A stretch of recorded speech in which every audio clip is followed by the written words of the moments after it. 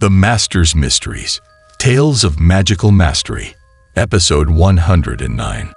Continuing from the previous episode, let's start the story from the battlefield by the lake. It is said that Black Fox was in a peculiar battle with a mysterious black shadow, and for a while, it was a very passive fight. No advantages gained. It's not that the black shadow is powerful, but it is exceptionally mysterious, constantly changing and unpredictable. It simply baffles the mind, causing Black Fox to suffer quite a bit. As I told you before, it's useless. Another series of slashes, but still no harm done to that black shadow. Instead, Black Fox is getting quite exhausted. I'm just a shadow. Your attacks are useless. Actually, they are not entirely useless. From the continuous dodges and occasional grunts of pain, Black Fox deduced that this shadow is also afraid of the Spirit Fox sword. Because of the setbacks, the black shadow doesn't give Black Fox a chance to catch his breath. Several black lines are drawn in the air, each attacking Black Fox. Black Fox is fed up with this infuriating style of fighting. With the Spirit Fox sword in hand, he makes a fierce swing, instantly sending rocks flying and a powerful shockwave, forcing the black shadow to disperse once again. Damn it, can't take it. Frustrating, isn't it? But as the dust settles, the sharp and irritating voice of the black shadow resounds behind Black Fox. When you just came out, you were so chatty. Damn it, really annoying, but not anymore.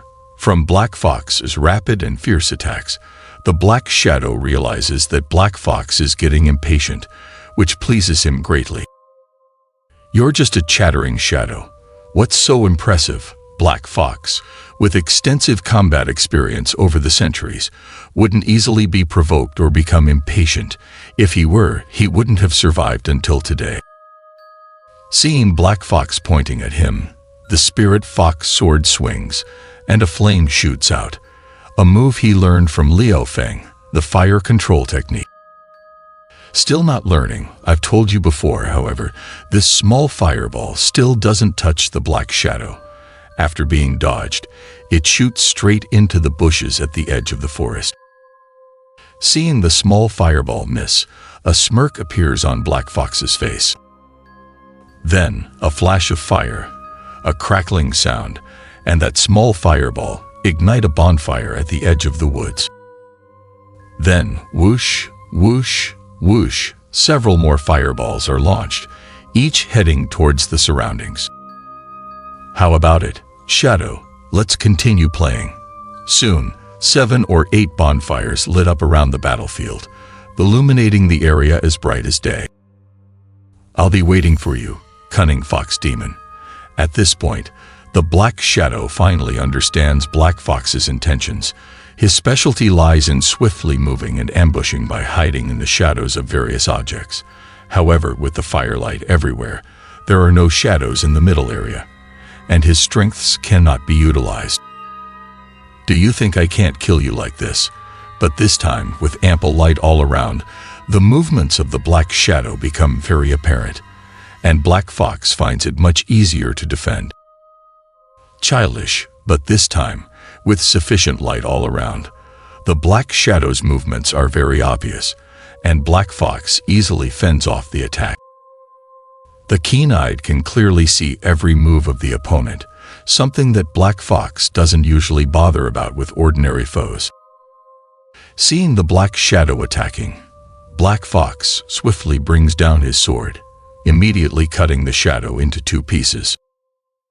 Well done. Without waiting for the black shadow to regroup, Black Fox strikes again with another sword, cutting the shadow once more.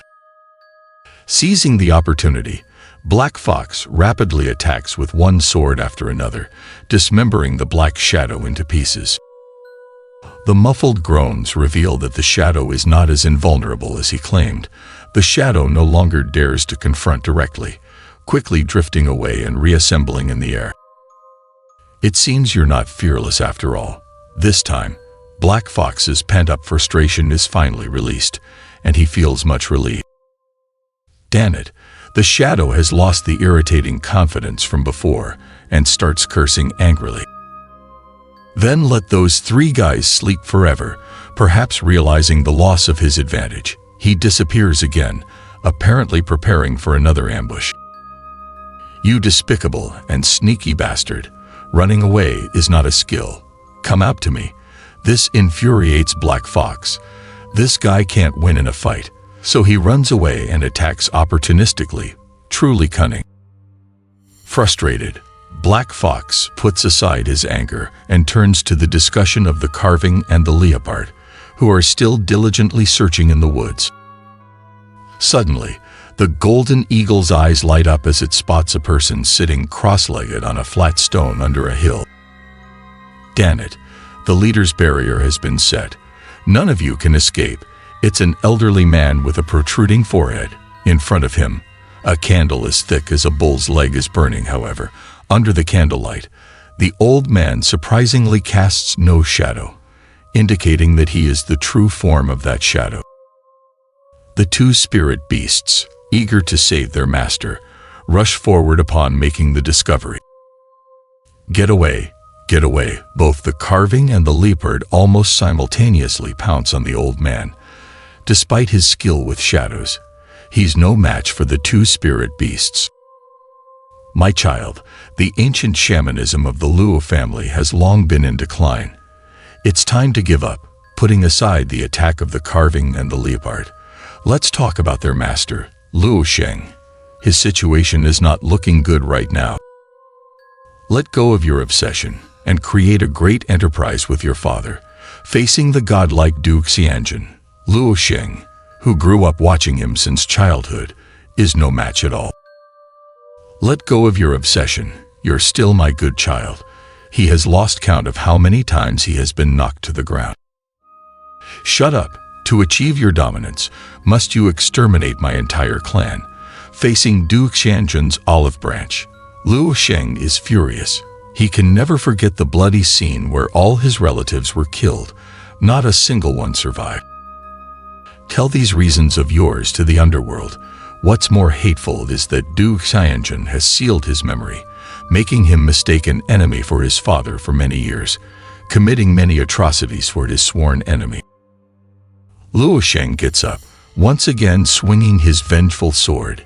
Even though he knows he's no match, he still refuses to give up. On the other side, Xiaodi is not faring much better. Although her divine whip binds Duke Xianjun, a look at both sides reveals a significant power gap. I will avenge my sect. Repeated failures, repeated battles. Xiaodi is exhausted, trembling all over. You and your master are both fools. Is the holy immortal sect so important? If back then, she didn't foolishly give up at the last moment. In contrast, Duke Xianjun is quite at ease, not paying much attention to the restraint of the divine whip. Now the holy immortal sect will not disappear, and she will be the godmother of my dragon shaman. So you're the man who ruined my master's entire life. Duke Xianjun's contemptuous words shock Xiaodi, and her anger reaches its peak. How can you blame me? It was her who gave up at the last moment. Returning the secret treasure ruined my plan. So Duke Xianjun has a complex emotional entanglement with Xiaodi's master. He is the one who caused the misfortune in the lifetime of Xiaodi's master. She stepped down from the position of sect master, delaying the plan I should have realized 10 years ago. From Duke Xianjun's words, one can probably guess the situation. He was in love with Xiaodi's master, hoping to control the holy immortal sect through her. But what did she gain from betraying me? She got the entire sect's resentment, however. Xiaodi's master saw through his evil nature at the last moment, abandoned the plan, and thwarted Duke Xianjun's schemes. I find this matter improper, you bastard. Hearing this, Xiaodi couldn't help but recall how her master was always avoided within the sect. This matter is none of your business. All right, despite her master's superior cultivation and status, there were few in the sect who respected him. Instead, there was a strong aversion towards him. as if he had committed some grave mistake. In the future, don't choose ambitious men. Choose someone ordinary to live a simple life. In an instant, scenes from the past where her master sat at the edge of her bed chatting with her emerged. Find a man who can protect you for a lifetime. At that time, she couldn't understand the meaning behind her master's words. Remember, a simple life is the happiest, but she could see the loneliness and regret in her master's eyes. You're not worthy of my master's love. I will avenge my master. Thinking about all the suffering and injustice her master endured in his life caused by the man before her, Xiaodi was burning with rage, fiercely lashing out with her whip. Love, with a man who aspires to conquer the world. How ridiculous, if you can't help me achieve my great ambitions. In the eyes of this man, Xiaodi is nothing. Everything in the world is just a tool for him. Family, love, friendship, they are all just means to an end. What use does she have? The man you love thinks the same way. When this tool is no longer useful, it's time for him to discard it. As he spoke, Duke Xianjun grabbed the divine whip with one hand, and a key, like a spirit snake, attacked Xiaodi along with the whip. Facing such a fierce attack, can Xiaodi evade it?